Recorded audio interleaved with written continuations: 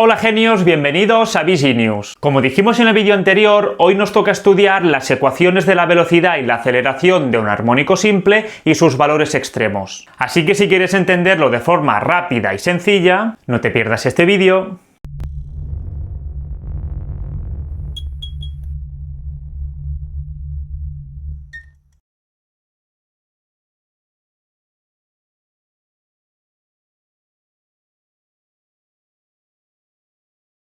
Bueno genios, como vimos en vídeos anteriores, un armónico simple, al ser un movimiento periódico, los valores de la posición o elongación se van repitiendo cada cierto intervalo de tiempo entre dos extremos, la amplitud.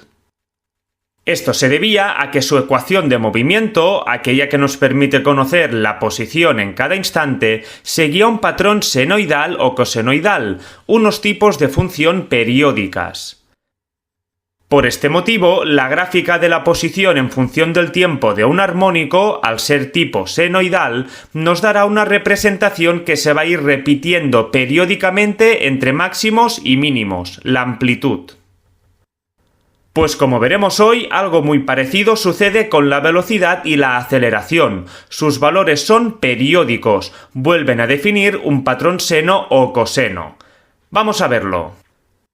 Lo primero que tendremos que hacer, tal y como hicimos con la posición o elongación, es encontrar unas ecuaciones que nos permitan conocer sus valores en cada instante para saber cómo evolucionan.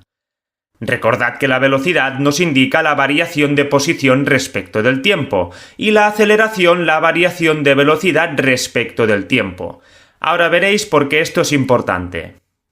Para encontrar las ecuaciones, como se vio en cinemática, simplemente tendremos que aplicar el concepto de derivada. Esto se debe a que si tenemos una función o ecuación y la derivamos respecto del tiempo, obtendremos como resultado otra función, otra ecuación, que nos indica cómo varía la primera en cada instante. Ahí está la clave.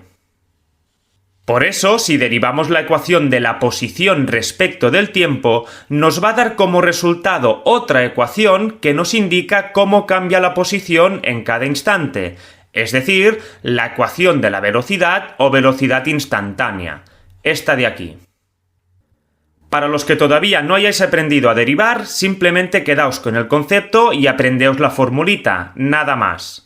Para los que sí, podéis ver que llegar a los resultados es muy sencillo, solo hay que saber que la derivada del seno es el coseno y luego aplicar la regla de la cadena, haciendo que salga la omega, la frecuencia angular, multiplicando. Ahora, si seguimos el mismo criterio con la velocidad y volvemos a derivar respecto del tiempo, nos dará como resultado otra ecuación que nos indicará cómo cambia la velocidad en cada instante, es decir, la ecuación de la aceleración o aceleración instantánea, esta de aquí. En ella tened cuidado con el signo negativo, no os lo dejéis. Esto se debe a que la derivada del coseno es menos el seno. Bueno, pues con esto ya tendríamos todas las ecuaciones. Ya podríamos conocer los valores de la elongación o posición, la velocidad y la aceleración en cualquier instante. Solo un detallito. Fijaos que en la ecuación de la aceleración podríamos sustituir la ecuación de la posición y nos quedaría así de sencillita. Esta deducción es interesante porque podemos ver, por el signo negativo, que la aceleración y la posición evolucionan de forma inversa.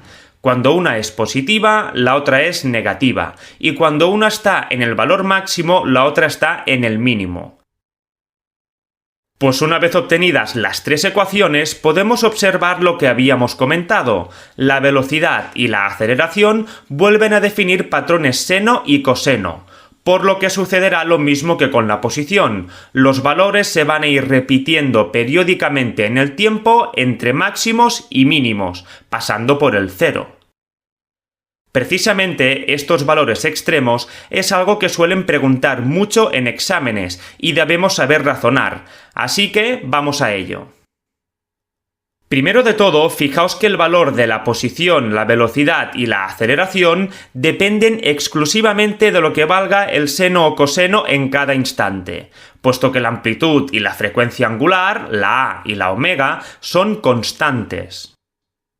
Sabiendo esto, como los valores de un seno y un coseno siempre están entre -1 y 1, sus valores extremos, cuando se den estos, la velocidad y la aceleración también tomarán valores extremos. Fijaos que entonces, al sustituirlo en las ecuaciones, nos dan las siguientes expresiones, las partes externas al seno y al coseno, que nos van a permitir calcular los valores máximos de la velocidad y la aceleración. Es importante que en las formulitas no os dejéis el más menos. Esto se debe a que el movimiento va cambiando de sentido continuamente, por lo que el signo de la velocidad y la aceleración también lo hará. Una vez visto esto, otra cosa que debemos tener presente es que en la gráfica de antes se puede observar cómo la velocidad y la aceleración valen 0 en algunos instantes. Sus valores serán nulos. Como es obvio, esto va a suceder cuando el seno y el coseno den 0, porque al multiplicar en las ecuaciones anularán los resultados. Perfecto, genios, pues una vez entendido esto, para terminar el vídeo solo nos queda por ver algo que suele caer en exámenes: justificar en qué puntos del recorrido se dan estos valores extremos y nulos. Además, saberlo también será importante para el vídeo en el que aprenderemos a hacer representaciones gráficas. Vamos a verlo. Este sería el esquema general de los puntos en que la elongación, la velocidad y la aceleración toman valores nulos y extremos, el cual debéis conocer y memorizar, así que apuntadlo. Ahora entenderemos su lógica y aprenderemos a razonarlo. Aunque solo sea un caso particular, una simulación de un cuerpo adherido a un muelle es muy intuitiva para entender cuándo cada magnitud es máxima y nula.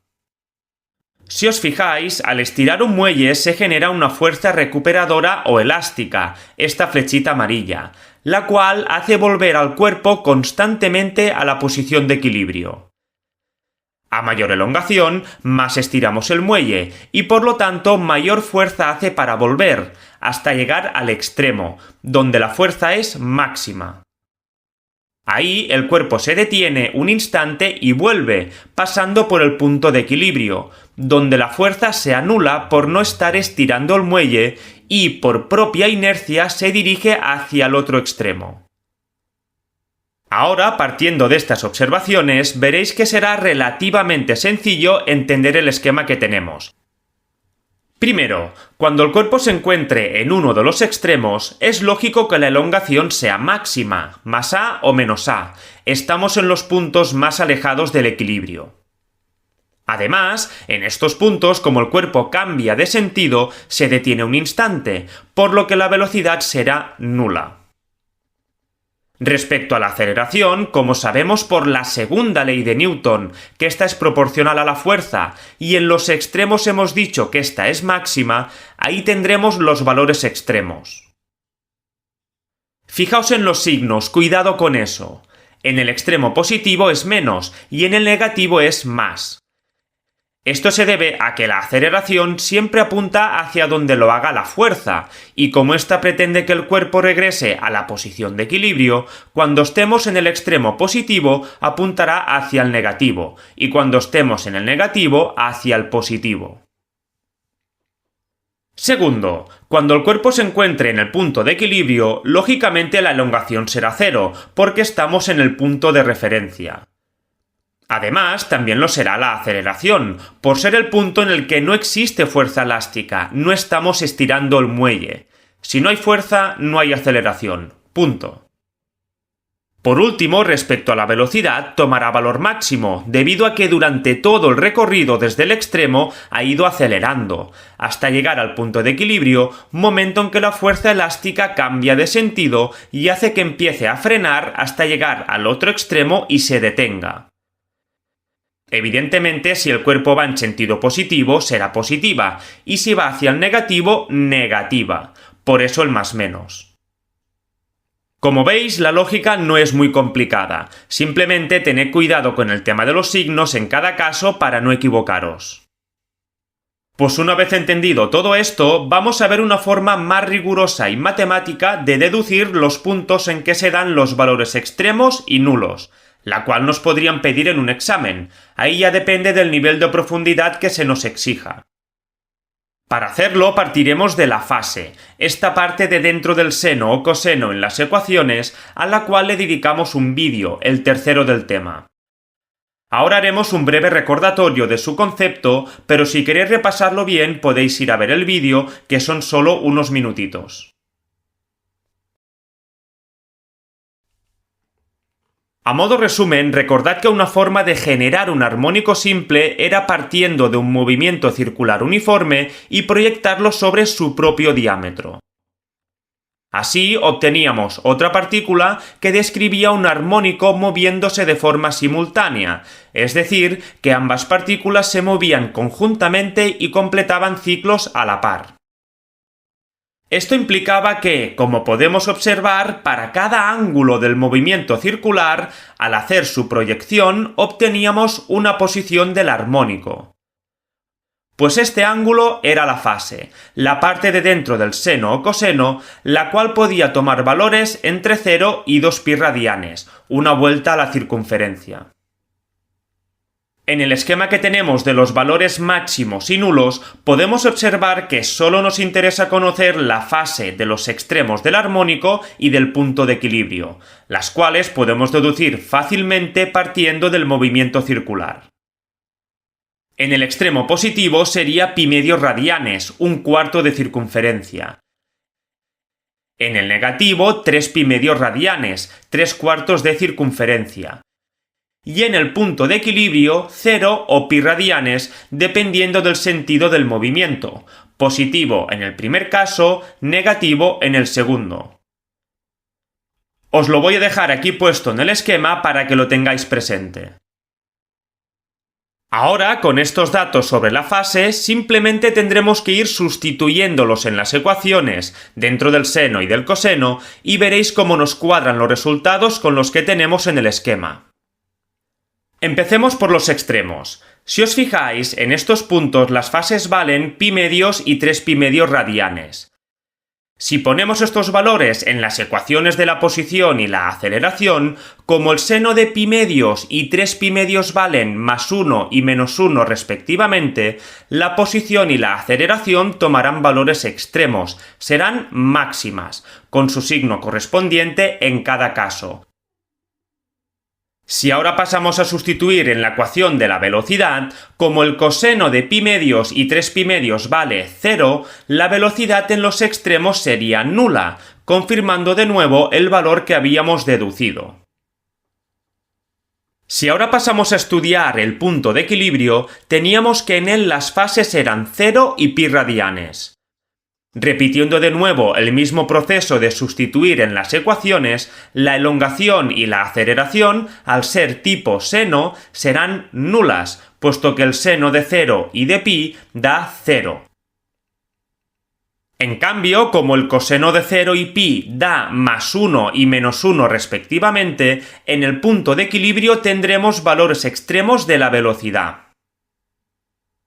Como veis, la lógica y la matemática nos han cuadrado perfectamente. Sé que esta última parte a veces puede liar un poco, pero seguro que si lo miráis un par de veces y hacemos algunos ejercicios, os irá quedando claro.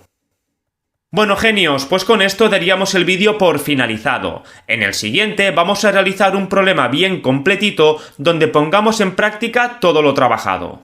Nos vemos en el próximo vídeo, genios. Que la ciencia os acompañe.